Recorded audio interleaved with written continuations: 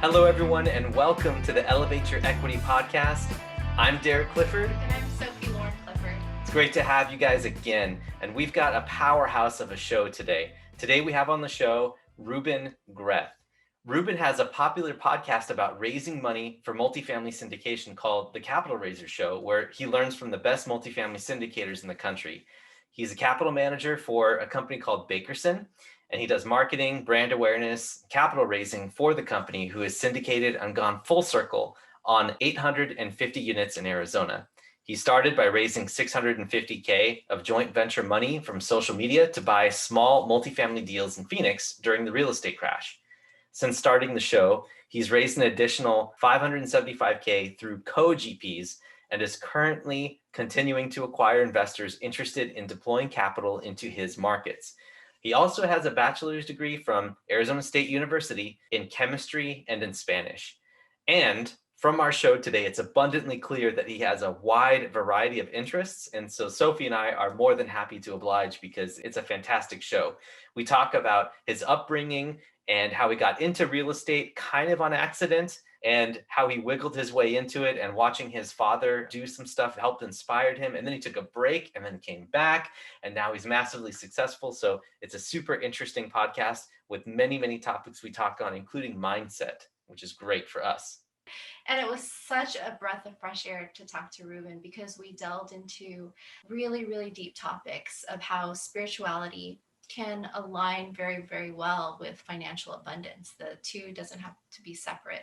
So I think you'll really, really love this show. We had a wonderful time and a wonderful conversation with him. We did. And, another thing just to say is that we normally don't hear topics of discussion like this on many shows out there because it seems so far out there, but approach it with an open mind, because he's got a lot of great things to say that actually intuitively make sense and may even level up your own game by looking at things from a different angle that you have never seen before. So yeah. He's such a wealth of wisdom, and we could have talked to him all day.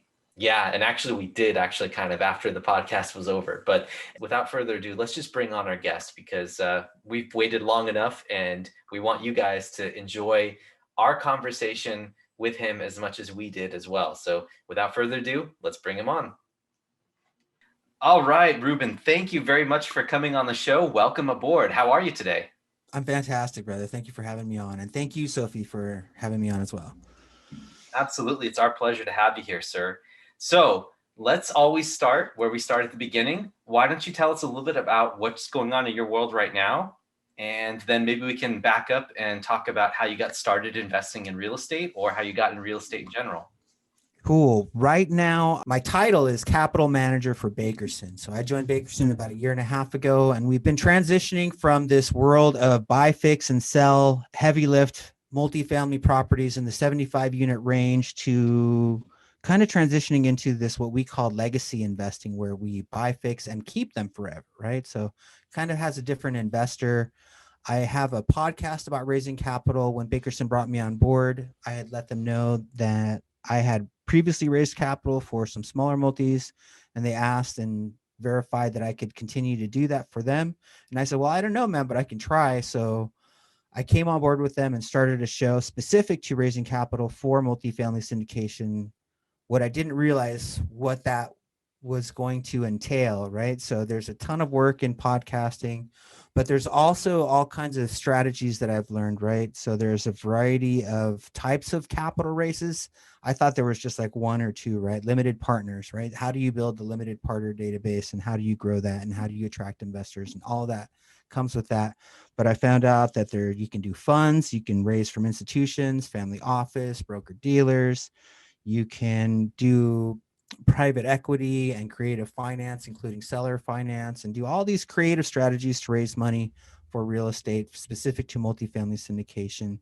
And the word syndication in itself, I didn't know what that meant a couple years ago, right? So it's been fascinating to realize that like the whole country is run on syndication. Everything is syndicated. Baseball teams are syndicated, casinos, movies, oil and gas. So we just specialize in multifamily, and that's the niche that we're after, is like, where can we make the biggest impact. What aligns with our specific values is the multifamily space, because we can go in and affect communities, give people a place where they can raise their families and contribute to society in that perspective. And then everything else that comes with 10xing real estate from single family into multifamily is part of that, where you're now making an impact for a contractor's life, for a title rep's life, for an agent's life, for all the people that create materials that can be used in your projects. All of that stuff allows you to create a bigger impact in the world. And some people even refer to it as impact investing. So we like that. That's fantastic. Thank you very much. So what kind of projects are you guys up to right now? Or where are you guys at in your investing?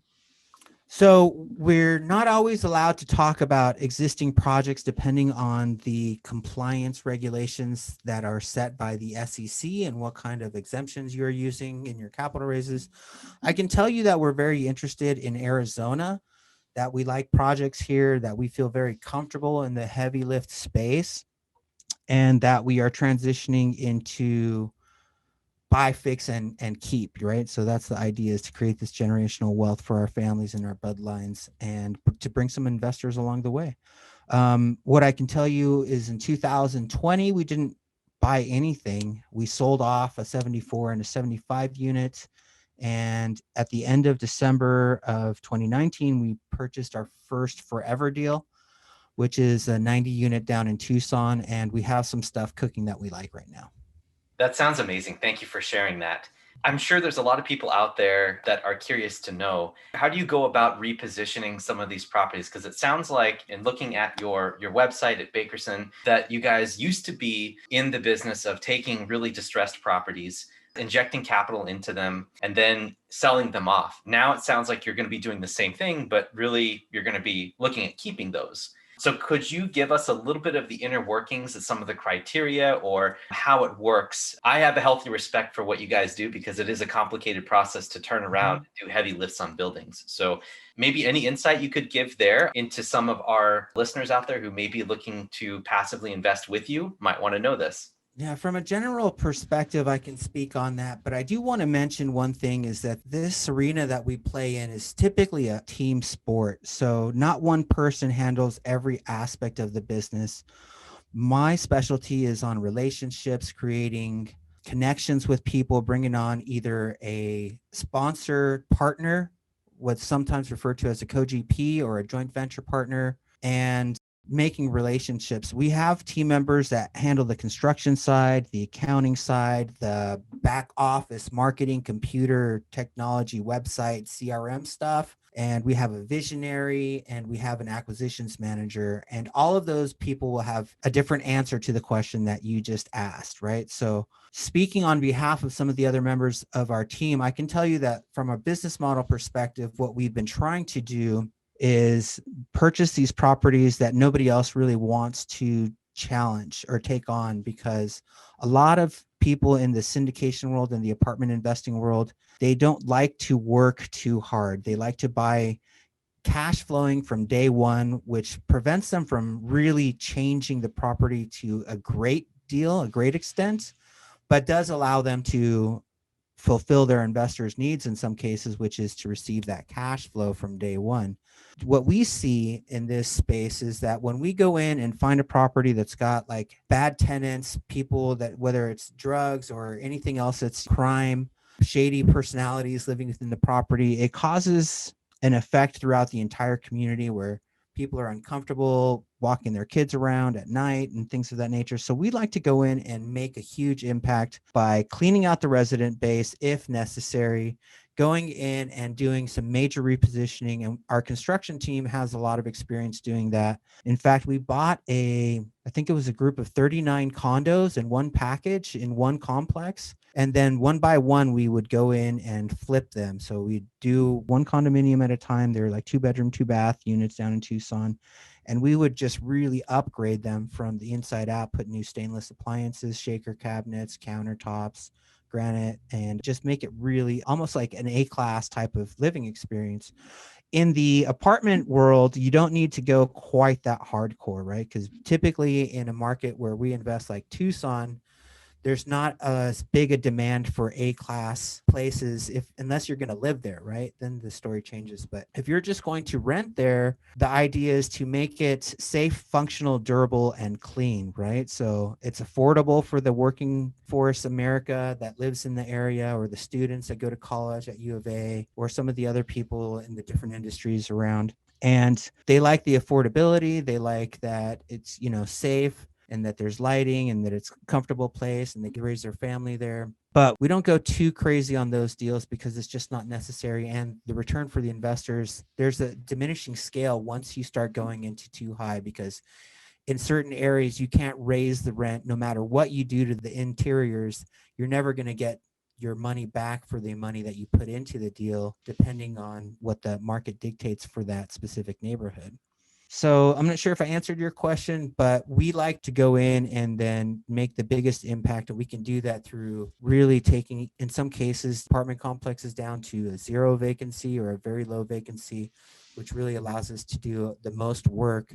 And then when we resell it, we get the greatest value, which our investors like. So the reason some people don't like to go down that path is because they don't have the experience, and if they don't have that track record and they're stepping into arenas that they're not familiar with, can cause for greater risk, and investors always want to mitigate the risk as much as possible. Yeah, thank you, Ruben. That was amazing. So I love that impact investing, and you're really helping everyone as a whole. So, like you said, the contractors, the people renting, and the investors themselves. So I want to back it up even further. And how did you get into the space from the get go? I was inspired by my father, who died when I was pretty young, but I remember he would take me in his truck and I'd pass out on his lap back before, seat belts were required for children or whatever.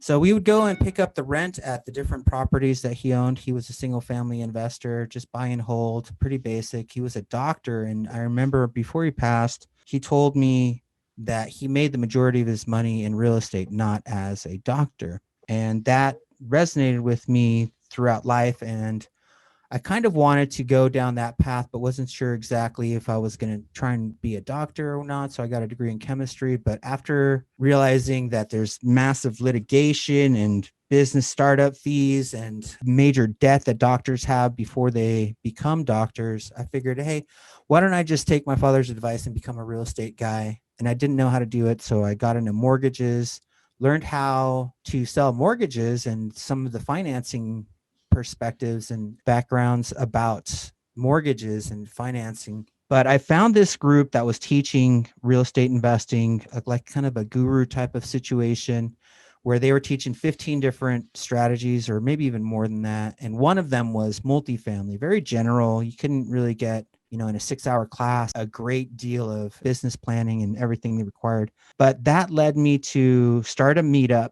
And from that meetup, someone came to town with a bankruptcy during the crash, and he was buying all these fourplexes. He had lost all his money in spec homes in San Diego, but realized he had the foresight to understand that the buying conditions in Arizona during 2009 were as low as they were ever going to get. So he started purchasing, and he was so convinced that it was easy for him to raise some capital to take down these fourplexes. I was very curious about this, and I said, hey, man, can I follow you around and videotape you? Maybe if we promote this on YouTube, we can get some interested investors, and then that's how I can participate with you. Sure enough, we did about 30 videos, and in a period of about 18 months, we raised $600,000 without ever asking anybody for money, just sharing our business model, how we were finding the property, what we were doing to fix it, tenant occupy it, and get it back on the market for resale, or keep it within a matter of 15 days, which was unheard of. But I mean, very similar to our business model today. We would just go in and do the basic necessities, make it clean, put in some new countertops, remove some carpet, and then we would analyze the property, just make sure that the roof was good, if there was the air conditioner was there, if there was no plumbing problems or any copper yanked, things missing, wires yanked.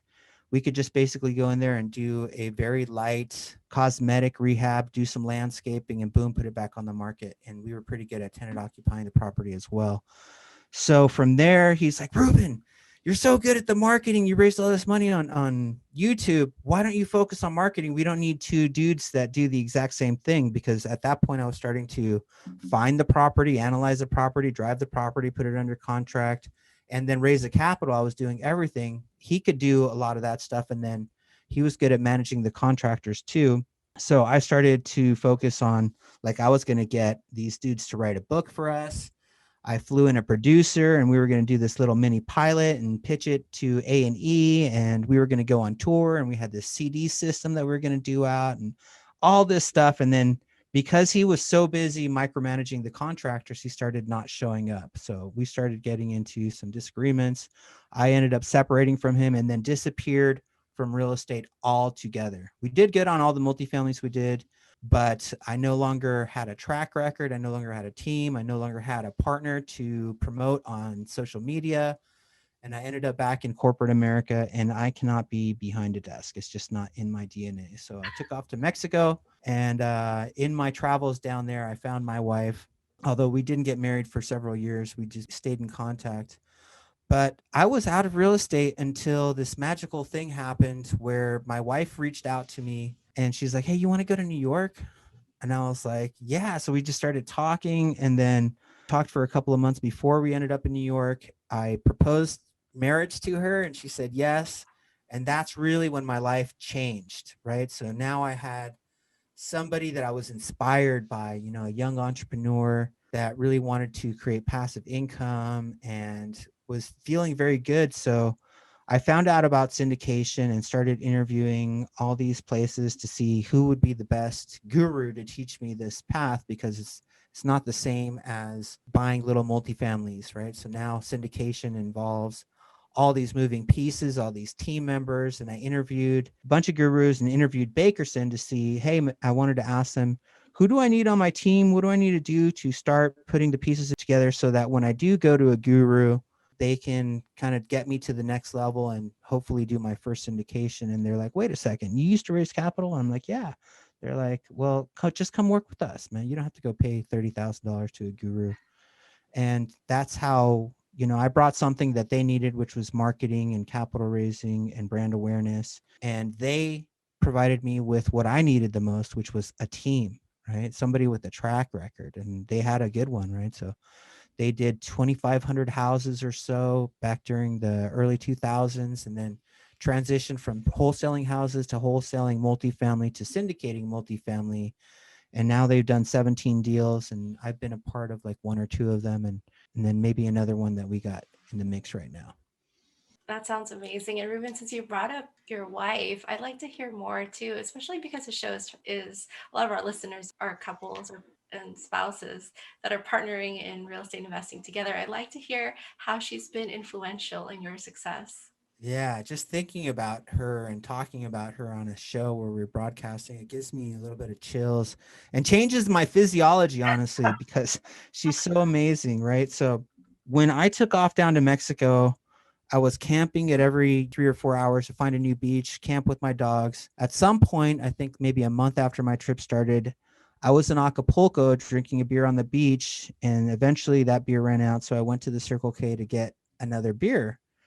And I was talking to some people just on the street, and some lady comes walking and she's like, "Your dogs are so beautiful." Right. And I can't remember if she said it in English or Spanish, but I looked and she was wearing a dress. And this is beach weather, right? Nobody's wearing a dress in beach weather. I'm like, "Well, you're dressed really nice. Why are you dressed so nice?" And she's like, "Oh, I just got out of a networking meeting, and I have my mentee right here. I'm teaching him how to prospect." And I was like, "Wow." So you're a young lady in Mexico. And I knew that she was doing network marketing. I'm like, "What company are you with?" She's like, "Amway." I'm like, that is very inspiring. And told her, for her to be so young in a hostile country, in a hostile business, looking to create passive income, I asked her, "You must have a personal coach, right? Or a mentor?" And she's like, "Yeah." I'm like, "This is phenomenal. I commend you for challenging yourself and for stepping above the typical mindset of the majority of Hispanic people, which is kind of like a, less than kind of personality type, or I forget what the exact word is that I'm looking for. But when you think that other people, like, let's think of basketball, for example. Phoenix Suns are always second place to the Los Angeles Lakers. Well, Mexico feels that way about the United States, right? They're never going to be quite at the same level. And for her to do that, in commending her, she got really excited. And that's actually how I won her over, is by kind of lifting her up. And recently I've been studying that by doing that, you exert influence over people. And that was what really got me in with her. And then a few years later, we ended up touching base again, and look where it is now. We're married. We're actually about to celebrate our 2-year anniversary in about 3 or 4 days. Oh, happy anniversary. Hey, happy early anniversary to you guys. Congratulations. It's great. Like everything that you mentioned about starting in real estate, kind of by doing marketing and real estate. Like I was going to ask you, how did you link your natural talents up with real estate? But you answered my question before I could even get there. So thank you for that. Read Yeah. my mind. It's amazing. And what I also wanted to mention was that the common theme that I'm seeing between you and your spouse is that I see curiosity and I see a need or almost a desire for personal development and improvement based on her activities. And from day one, too, from the moment that you met her, right? It seems like it was all about entrepreneurship and growth and those experiences together. So, how would you say that that's actually deepened your relationship and also your investing, if you can comment on that?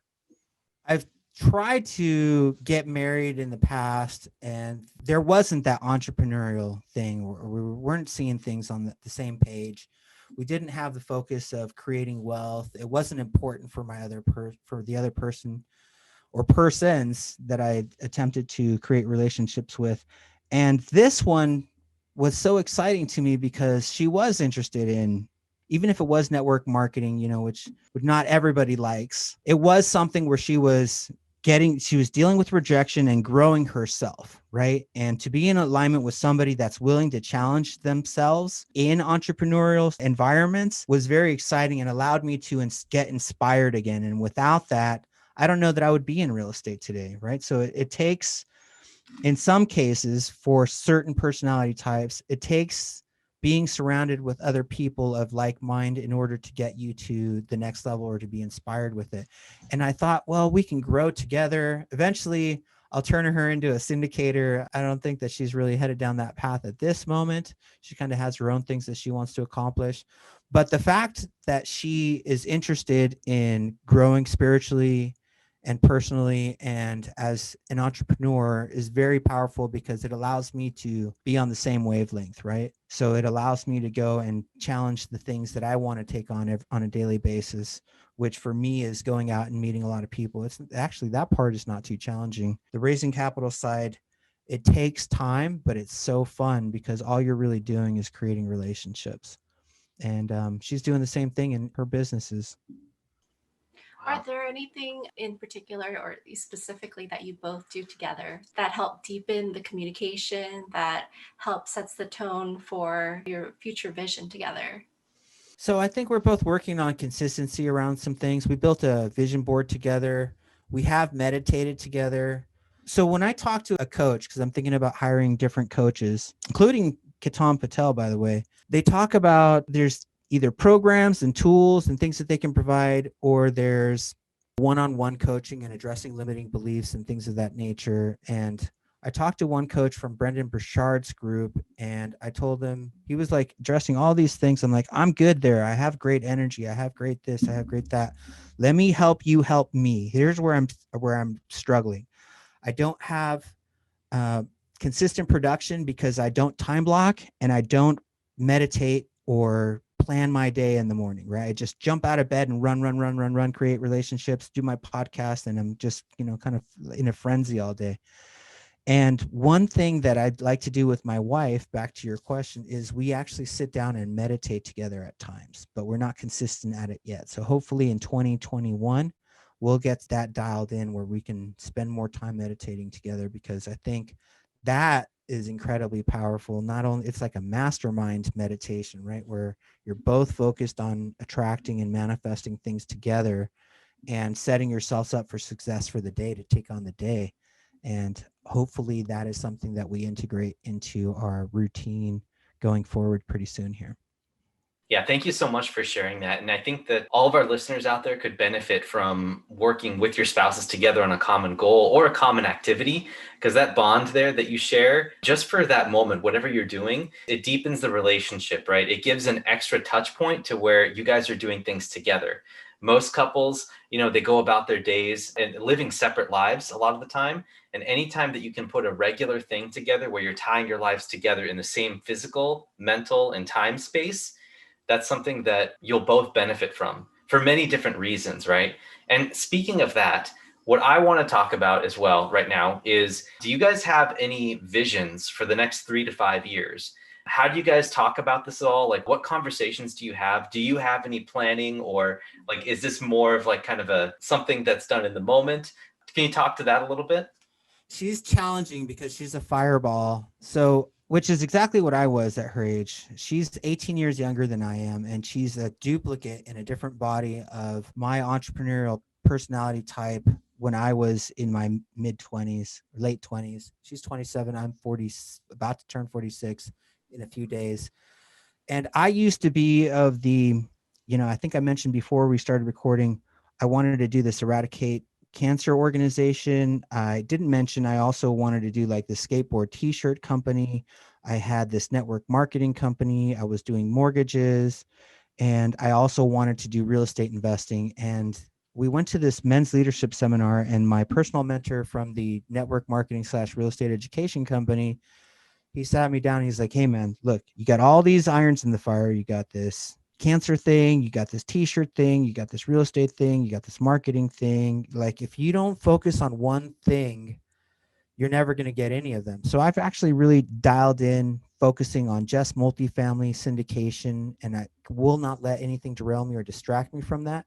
But she's in a different time of her life where she bounces around from business to business to business, one network marketing company to the next. And then she's trying something different. And then she's trying to integrate her dance. And she's like, well, maybe I should just become a dancer again, and then just focus on that. And then like a month later, it's something different. And it's very challenging, but I see where she's at because I used to be that person too, right? So we have this communication. She's becoming aware of it, right?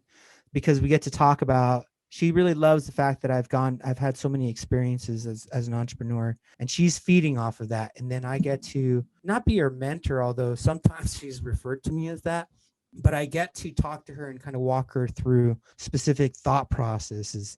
And that when we are talking about business together, that juices us up and further strengthens our relationship. That's great. Thank you so much for touching on that again, Ruben, because in any marriage or any partnership, right, there is a professional in anything that we're doing, right? Whether it's mundane things like simply driving to the grocery store, or doing simple things like planning out how the week is going to go, or jumbling all of the tasks that people have to do in the middle of the week. There is a subject matter expert, right, where we can draw wisdom from one another. And so I love that you guys are sharing wisdom and knowledge, and you're recognizing patterns, and you guys are learning from each other, it sounds like, which is really, really important. And also the key foundational success skill for being able to succeed in real estate in a stable and sustainable manner. At least that's what I think when you talk about investing together as a couple. So I think that's really great. She brings a ton of energy. So she's got, she whips me into shape very quickly at times. I can imagine. Now let's go back to real estate investing. And I wanted to talk a little bit more about using your own skills to find yourself in an arrangement where you are buddying up with investors that are already out there, right? I'm sure there's a lot of people, either married couples or individuals who are looking for more guidance on how to take the skills that they have and then partner up with someone who's already doing a lot of great things in the real estate space. Do you have any advice for those people? Yeah, a lot of people, when they're looking to get into the space on an active side, right, start taking down properties, I think they lack confidence and they have limiting beliefs, right? So one of my limiting beliefs was that partners aren't readily available, right? I mean, particularly people that you want to do business with for 10 years. I was like, there's no way I could ever find another Ivan, the guy that I used to buy small multis with. There's no way. And it was bitter, and I don't want to be in another relationship that could end that way again. So there's a limiting belief that all partners are going to end that way. And there's the other belief that partners aren't readily available. I've broken both of those by just becoming confident in myself again, in what I can do, which is marketing and brand awareness. I think I've always known that. I just didn't know that I would be able to find a team. But what I've found is that, particularly in the podcasting space, there's people in the multifamily podcasting space, they interview people, and at the end of the show, they leave their contact information. So you can go on any person's podcast and get a list of 100 people who are potentially looking to reach out and talk to you, or else they wouldn't have given their contact information. And the more people that you reach out to, the greater your chances are of creating a partnership. So from that perspective, if you can break that limiting belief that partners aren't readily available, that you can't provide something of value, I would challenge you to just go out and meet enough people and put in the work, right? So in multifamily investing, or I think even in single family investing, you typically follow a model where you look at 100 deals in order to select 10, which you will put an offer in on 3, and then perhaps take down 1. Well, partnership is no different. You know, if you've looked at 12 partners and said, there's no partners out there. Well, you have to go through this partnership underwriting model, which is the same as the real estate underwriting model, where you have to interview and talk to at least 100 people in order to find 10 that you like, and then maybe do business with 3 or select 1 out of them. Same thing for capital raising. When I'm reaching out to people, and I specifically target partners, like not limited partners, but co-GP partners, if I talk to 100 operators, there's probably going to be 10 that I really resonate with. And then from there, maybe about 3 that I want to go into business with. And then from there, at least one of them will perform, right? So talk to 3 people, they might come into your business, but then all of a sudden, they found a different deal, or they found a different market, or money is not around. But one of those 3 out of the 100 will probably end up doing business with you on a higher level. Great advice. Thank you for that. And again, I'm seeing a common theme there too, is the consistency and sticking with it, because some people, at least in real estate investing that I've run into, they're looking for a silver bullet. They're looking for one thing that they can do that will just solve all their problems, and then they can invest and start making 12% ROI right away, right?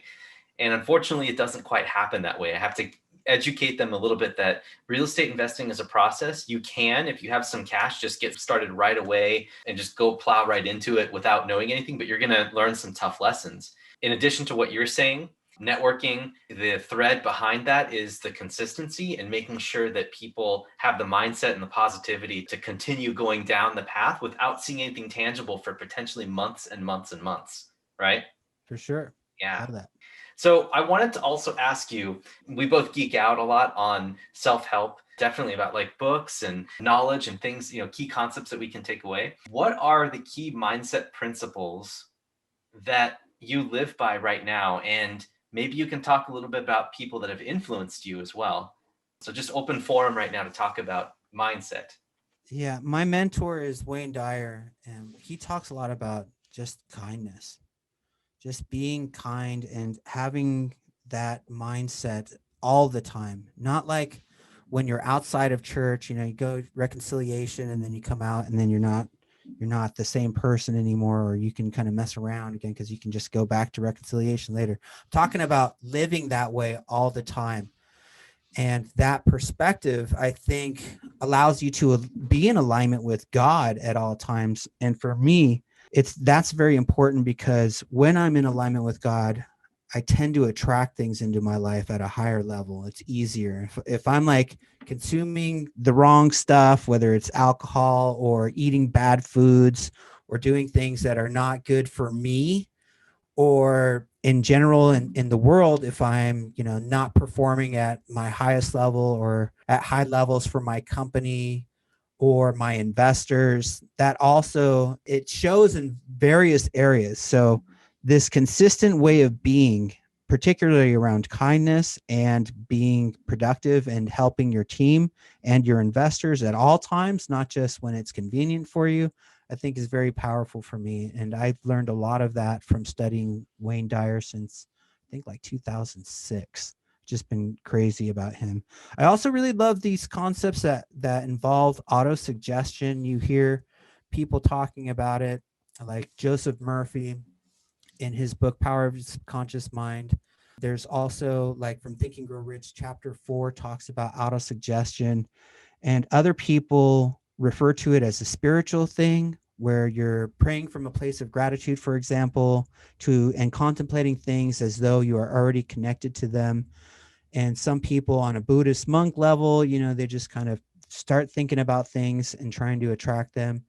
But on a very scientific level, then you have people that are explaining that this actually works, like Dr. Joe Dispenza and people of this nature that are proving scientifically that by focusing on something, you can actually have an influence on it. Like there was this guy that we studied a little bit, Dr. something Pioch. He's a French scientist, and he took this robot and made it kind of do all these random things in a maze, and then found out its patterns that it would go left or right half, pretty much 50% of the time.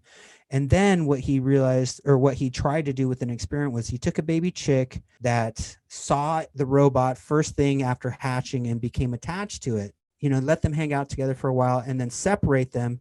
And the baby chick would be in one corner of the maze, and then the robot, because the baby chick wanted to be close to what it called its mom, the robot, it kind of influenced the robot to stay on the side of the maze that was closest to him just by being there. And so that's the kind of proof, the scientific proof that people are doing, showing that just the mind of a baby chick can have influence over random activities that are happening in the universe, in this case, a randomly moving robot. When you take that to the next level and start focusing on the energy that's within your body, and by praying from a place of gratitude and being in alignment with source, you can start doing the same things. You can attract the right partners. You can attract the right deals. In fact, some of the craziest people that have been on my show have said, whenever I was a hunter looking for deals, I never found him. But as soon as I became spiritual about it and just let the deal come to me, that's when the best deals I ever got happened, right? So I'm really a big believer in that type of stuff. I know that it's not for everybody. I do like to hang out with people that have proven to themselves over and over that being of spiritual and kind natures has an impact. And some people will even go as far as to say, is being spiritual is not a part of your business, you're really missing the boat, because it's a game changer for a lot of people if you can buy into it, which some people can't. And I respect them too. I love everything you've said, Ruben. There's a level of mystery that a lot of us don't know. We rely on evidence, things that we can see. But when you've mentioned Joe Dispenza, there's energetic presence that's within all of us. And I think if we can tap into that as a foundation, then we can all understand that we're coming from a very similar source, that we're really no different from one another, that we can all come from a place of abundance and a place of true wealth. Would you agree? Yeah, I think about this sometimes. There have been people that have broken down cells, right? Or not cells, atoms, right? And in some cases, they make them crash into each other with these crazy generator type of mechanisms. And the amount of power that is in each atom is like enough to blow up the planet, right? And if we can kind of tap into just a very small fraction of what we have inside of our bodies and learn to use that energy to do things, man, even just the tiniest fraction, if you can imagine what's inside one atom can blow up the entire planet. If you can just take a small piece of that, you can start to attract things and do things with that energy in very unique ways to help a lot of people. And Ruben, earlier you mentioned meditation, that it's something that you want to do more and more with your wife. Meditation has so many different connotations for so many different people. If you can speak to more of like what your definition of meditation is, just to kind of break down some barriers for people who really are interested, but they're not sure how because of the stigma related to that word. Meditation can mean a lot of things. You can even, like, for people that refuse to try it, You can actually do it just by quieting the mind. And you can do that by doing your favorite activity. For me, I consider snowboarding a form of meditation because when I'm snowboarding, there is nothing that I can think about other than what I'm doing in that moment. And when you quiet your mind the same way you would in meditative practice, that allows other things to start entering in there, right? So if you're like working on a business, trying to figure out where am I going to raise the capital or where am I going to find the deal or whatever entrepreneurial endeavor you're doing, and you have some kind of problem, you can quiet down the mind and ask of it. If you've been asking or trying to figure out where's this going to come from, how am I going to figure it out? When you quiet the mind through snowboarding or whatever it is that your favorite activity is, that information can start to come in. Other people do it through, instead of active meditation, it's passive, right? Where they quiet the mind. And for me, what I like to do is practice from a place of gratitude as if I've already attracted the things that I want to accomplish. This is the same method that I use to attract my wife, by the way. So I wrote down an exact description of what she was, who she was, what her characteristics were, what she looked like, everything. And then I would, at nighttime, because I do meditate a lot more frequently at night than I do in the mornings, I would basically imagine myself connected to this person and then be grateful for the fact that she was already there, right? Before she was. So this is what I consider meditation at the most general level. You don't necessarily have to like do the om and ah kind of thing, although that works too.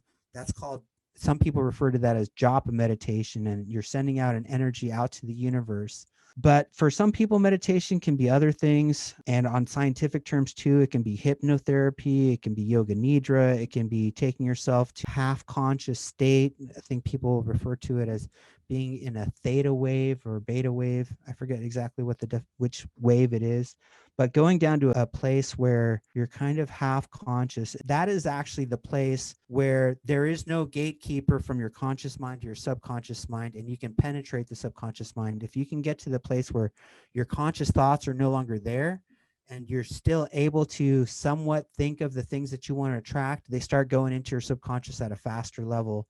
And that subconscious has a great deal of power. It operates 95% of what you do on a daily basis, and it will guide you to attract or do things or accomplish things that you have no idea on a conscious level you can actually do. So for those reasons, I like meditation, but meditation can really just be being quiet and praying from a place of gratitude as if you have the things that you want already, not praying from a place of need this or please heal me.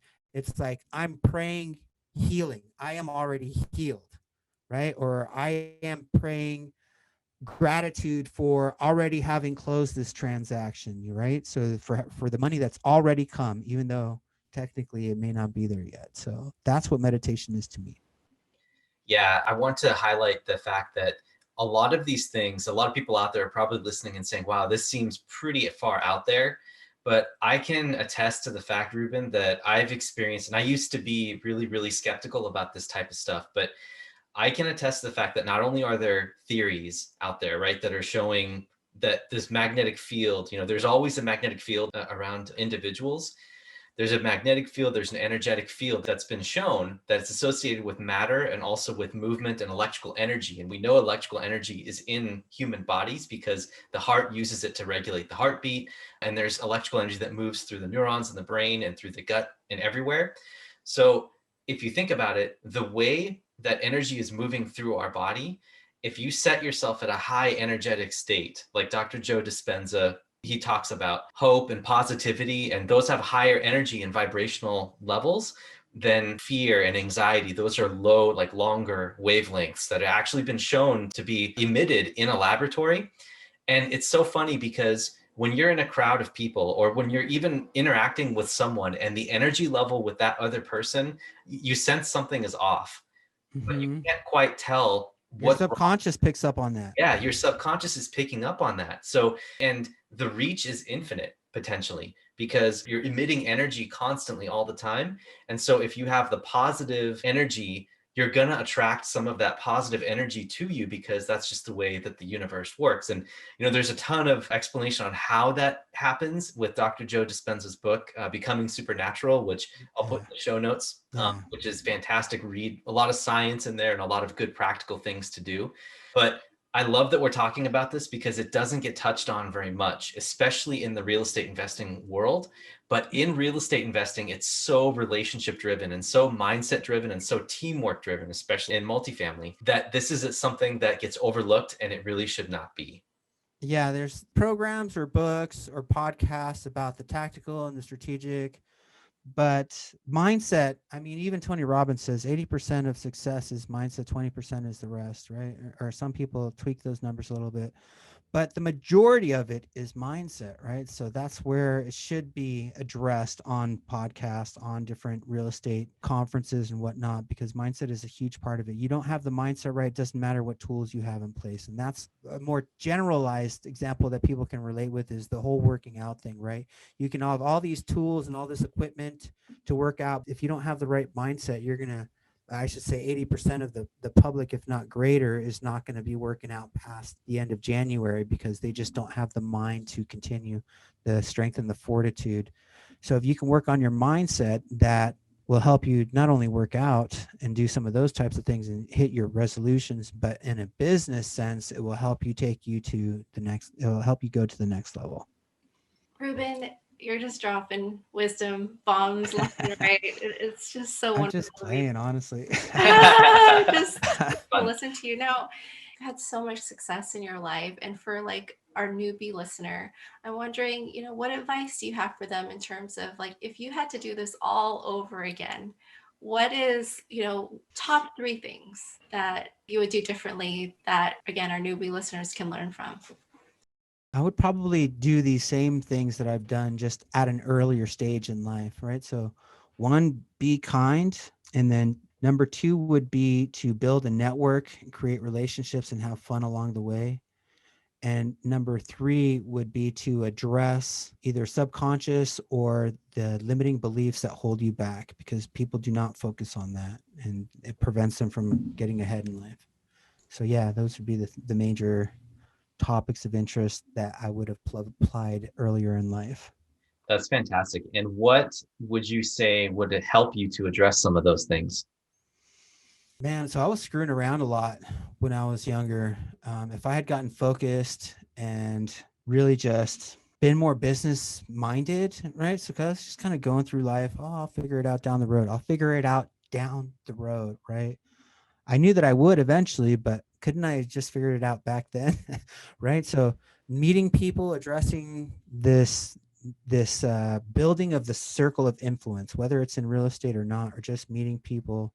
Relationships is every business that exists on the planet. It's about building a bigger and bigger network and removing the parts of your network that are not serving you or that are holding you back. There's always this example of if you put 2 crabs in a bucket, one crab will never let the other one get out, right? So trying to get out or remove the one that's holding you back, that crab from your life or your network, is a big part. I wish I would have done that earlier in my life, because I didn't really fully eliminate those crabs in my life until like my mid-30s. And I could have gotten a lot further in life if I had removed those people. So that would be one thing. Yeah. Also, Ruben, how did you go about doing that? Because for a lot of people, removing those crabs is not as easy, right?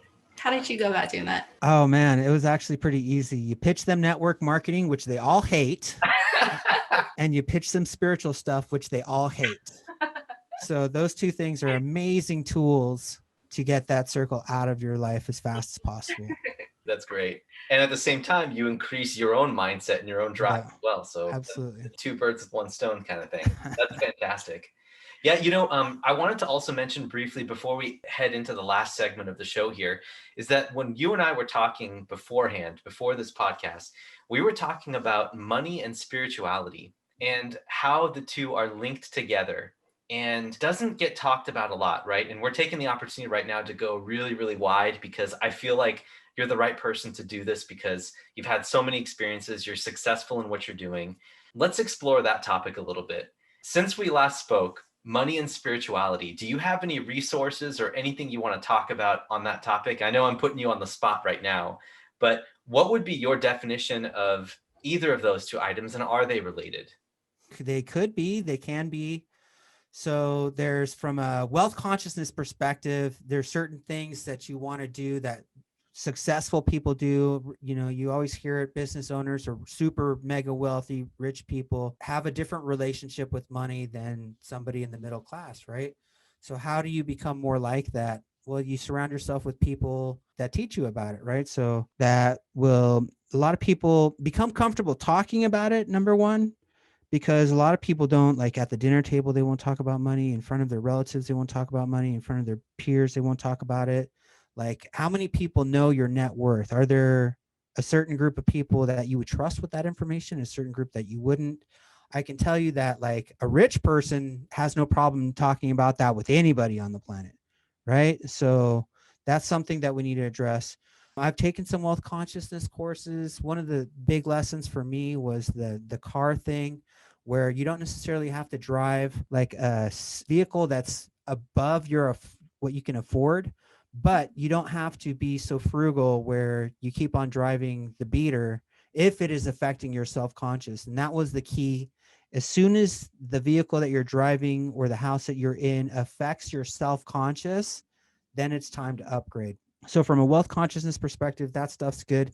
But you kind of brought into this thing money, and from a spiritual perspective, because I listen to a lot of Wayne Dyer, he talks about the ego and the different things that the ego believes. The ego believes that you are what you do, you are what you have, and things of that nature. Whereas the spiritual person, or the person that's not letting their ego control, they know that they're connected to the things that they want, they're connected to everybody, and that they're connected to God. They're not separate from God. Separation from God is something that the ego believes.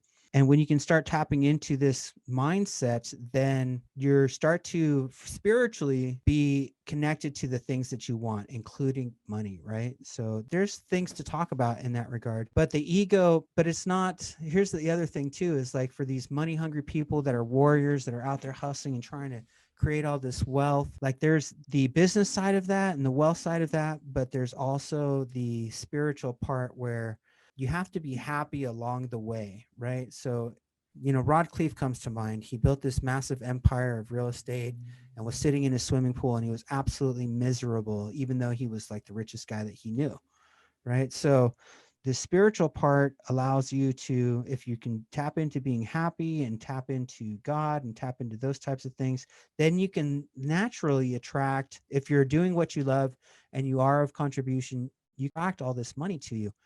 And it's something that I'm still working on, right? Because I think I've attracted certain parts of it, right? The team, the strategy, the industry, and then, you know, on the mindset side, all of the mentors that will help me get there, including your coach, who I think I'm going to be hiring as my coach, Ketan Patel, to help address the limiting beliefs, and then everything else kind of falls into place.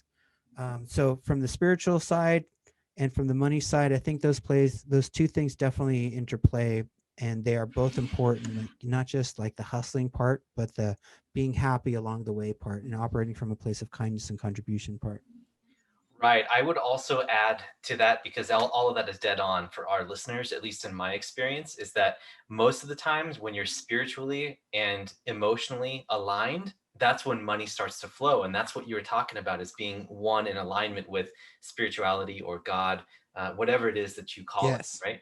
As long as you're connected with other people, in my opinion, money is energy, it's other people's time, and it just represents a little bit of everything all in one little pack. So it's hard to define, it's hard to put the finger on it exactly. That's why it's so special. Everything in this world is spiritual, but money is also like that. So if the money that you get is obtained using evil means, or if you're an evil person obtaining that money through evil means, then that money, you're just passing that energy along, right? And so I just think that really focusing on adding value and doing good is the easiest way to get money to come to you if that's what you're looking for, and also keep it in the same place and make sure that everything is in alignment with that as well. Because as your output grows, it's not just your money that grows, but your mindset, your happiness, and everything else should kind of come along with that. And people that are kind of out of balance and don't recognize the relationship between the two, they put up these barriers, like you were talking about, the egos, right? They put up these barriers, they're self-constructed, and attachments and fears, and they start attaching these things, limiting beliefs that start manifesting in segmentation and suffering and pain. So just thought I would throw that out there. There's this one law, it's called the universal law of compensation, and there's a variety of universal laws: divine oneness, vibration, action, correspondence, compensation, cause and effect, attraction, perpetual transmutation, relativity, polarity, rhythm, and gender. Those are the ones that I have written down on my board. And I wanted to bring up, because you wanted to talk about wealth and spirituality, this one specific law, which is called the law for compensation. It says that you will be compensated based off of the need for what you do, your ability to do it, and the difficulty there will be in replacing you. So these universal laws actually also apply to some of that stuff that you're talking about with the evil, because if you're doing stuff on a karmic level that is not benefiting other people, or you're doing it by shady means and you're acquiring things, that will come back to you, and it may not come back from the same place. It may affect your health. It may affect your relationships with your family. It may affect, like if you're talking about like a drug dealer, that's how come they got so rich even though they were being shady. Well, guess what? Like their family members got shot, their cousins got shot, all these people. It comes with ramifications doing it that way. If you don't follow the universal laws and you attract wealth in ways that are hurting people, you will be hurt in some way, whether it's through yourself, through your taxes, through going to jail, through something like the cops being attracted to you. It will come back on you. I can promise you that much. Yeah, very, very well said. That's amazing. Wow, I don't think we can end the show with anything better than that, because we're talking universal truth here, man. I don't know what we can do better than that, can we? So let's go ahead and head into our rapid round. These are 5 questions that we ask every single guest, and we love to tabulate them. Let's go ahead and get into it. Question number 1: what book has had the biggest impact on you and why? Being married. I feel a lot more confident. I feel inspired again. I was getting to the point where I was starting to lose hope. Being married for sure has definitely brought me back up to all kinds of levels, spiritual levels, motivation levels, business levels, and even health levels. So on all levels, being married has really, really taken me to the next level. And it's just been amazing. Very nicely said. I'm sure you just got some points there with your wife as well. We'll see. Question number 2: if people wanted to be just like you, what is the first actionable thing that they could do to follow in your footsteps? Man, why would they want to be just like somebody else? Nothing wrong with me, but I think everyone has so much uniqueness that it's like every rose may look alike, but they're completely different in there. So, but if somebody wanted to go on my path, I would say like meet as many people as you can and be kind to them, and really study a lot of mentors, people that can help you accelerate your business or your mindset. Yeah, definitely mentors. And that doesn't have to be like paid mentors. You can just pick up a book and that can be your mentor. Yeah, oftentimes biographies or just really well-written books that are focused on a certain topic are more than enough to get you there. So, yep. Well said. Number 3, what small thing do most people not know about you?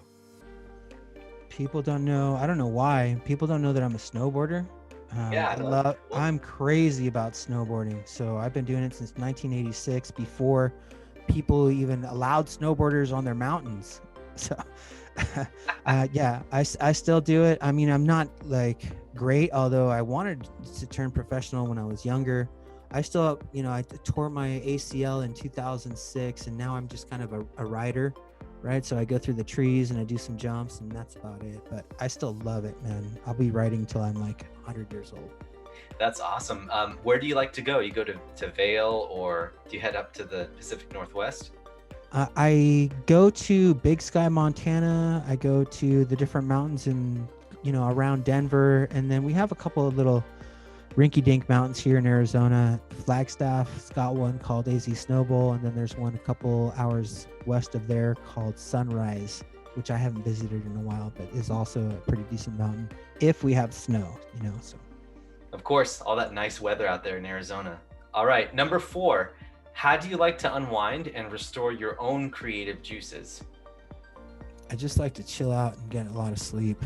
honestly. But if we're talking about like recharging and refreshing, I do hot yoga. So that allows me to lengthen my telomeres. We were talking about hypothermic conditioning. So that's an anti-aging technique. And it also allows me to sit down towards the end and just kind of come from a place of peace and release. You know, the first thing they say is like, everything that's happening outside of the studio, let that stay outside of the studio. Now just focus on yourself for the next 60 minutes. And that's great. So I like to go to hot yoga. Man, I used to do that for many, many years. It was one of my favorite things to do. And I remember sweating so much. I was impressed. I was like, where the heck is this water coming from? Yeah. Once you head out from the hot room into the lobby or wherever you're doing your hot yoga, it's an amazing feeling so loose and cool. So I love that. I think that's pretty cool. I didn't know that about you. I used to really hate it, to be honest with you, but I just kept doing it because I wanted to live I still want to live a very long life. And I know that if I'm really flexible and I'm working on my muscles on a regular basis, that's going to help a lot when I'm like 80, 90, 100, 110 years old. That's awesome. Yeah, I think maybe after we hang up, maybe Sophie and I can talk with you about some of the other stuff that we've been finding from David Sinclair and some pretty cool stuff out there. I'd be down. All right. Number 5. Is there something special that you and your spouse like to do together? So I would say that's yet to come because she's going through the residency process, but I do believe we've done it a little bit, but like the whole travel thing, man, I can't wait to do that with her. So we're not allowed to leave the country, or at least she's not, and I don't want to leave without her until we get her papers, which should be coming in about a month or 2. So she'll be a resident. She'll be allowed to fly wherever and then get back into the country, which is the part that scares us right now. And, you know, so we have all kinds of stuff on our vision board. We want to go to Eastern Europe. We want to go to Egypt. We want to go to Thailand and Cambodia to go check out the ruins out there, and then New Zealand. So we have a lot of stuff. And then plus, I think for me, the obvious one is to travel through all of Mexico and the places that I've seen, and the crazy waterfalls with the howler monkeys, you know, yelling on the top, and going swimming in the caves and the cenotes on the Mexican Riviera, and then checking out those beaches, you know, where the commercials are filmed, all that stuff. I need to take her to all those places. Very, very cool. Well, Ruben, thank you so much for being here. This was a wealth of information, so much here. I had a blast. I hope that you did as well. Yeah, it's been cool. And, you know, before we go, how can people find out more about you? Tell our listeners more about how we can get more Ruben, and how we can find more about your company or even potentially work with you. They can check me out at capitalraisershow.com, which is also sponsored by my company, bakerson.com. And we're multifamily syndicators in Arizona. So they can check out our offerings or join our investor club at bakerson.com. Also find me on LinkedIn, or my handle is at Capital Raiser on Instagram. Yeah. And for the listeners out there, Ruben's got a killer show. You got to check out his podcast. It is an instant subscribe. At least in my mind, it was. And definitely finding my capital raising coach from your show has been the highlight that stuck with me for quite a while. And I've been a regular subscriber ever since. So thank you for everything you do. That's phenomenal. I love it, man. You're very welcome, man. I look forward to doing business with you too, brother. Absolutely. Absolutely. That's bound to happen. All right. Well, thank you so much, Ruben, for being on. We had a blast. And for all of you listeners out there, have a fantastic day. Enjoy yourselves. And this is Derek. And this is Sophie. Signing off.